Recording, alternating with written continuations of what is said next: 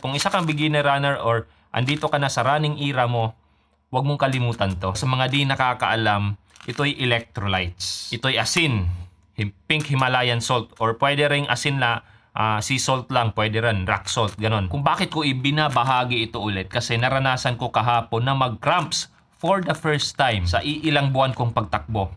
I think around 7 months na tumatakbo na ako, for the first time nag-cramps ako. Although hindi ganun kasakit, around 3 kilometers lang naman yung tinakbo ko kahapon. Kasi ramdam ko rin na parang ang hininga ko medyo hirap. Kahit easy run lang. Easy run lang yung ginagawa ko.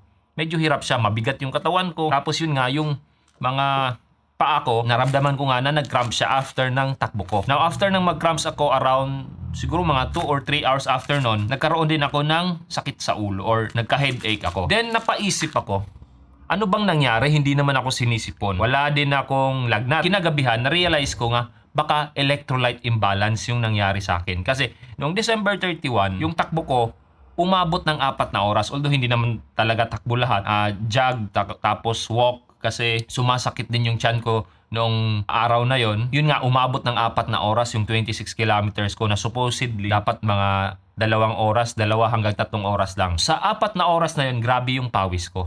Ako kasi yung taong malakas magpawis. So doon ko palang na-realize kagabi na baka electrolyte imbalance talaga. Kasi isang beses lang akong gumamit nito or nag-take nito nung araw na yon or nung takbo ko na yon. Ang ginawa ko kagabi, kumakain ako nito.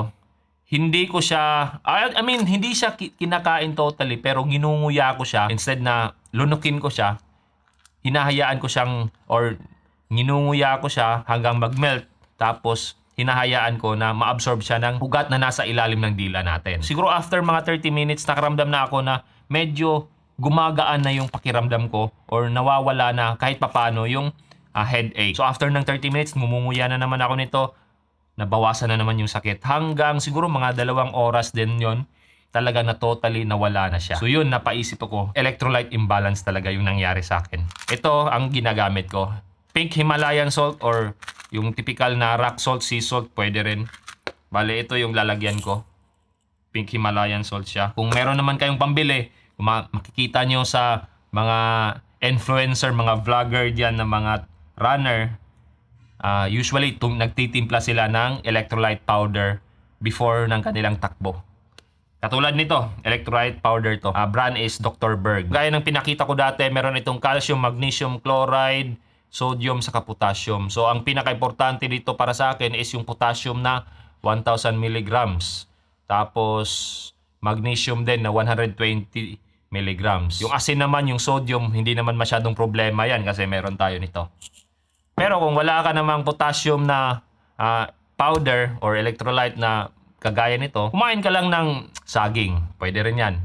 Mataas sa potassium yan. Ako, kumakain ako ng saging pero hindi maramihan. Yung tinitimpla mo sa inyong pagkain na asin, nakakatulong din yan. Pero as much as possible, kung tumatakbo kayo ng malayuan, magdala kayo nito. Ito yung dala-dala ko nung tumakbo ako ng 21 kilometers sa isang fun run or yung half marathon na sinalihan ko. Siguro naka-4 na beses akong kain ito. Bale, usually, ang kinukonsumo ko, ganyan karami.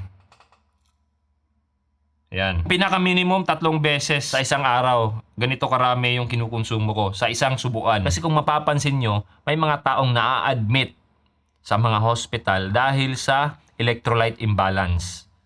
Usually, hindi na nakakatayo, hindi na nakakalakad, lupaypay sila. Kasi, yun nga, isa sa function ng electrolytes is muscle contraction.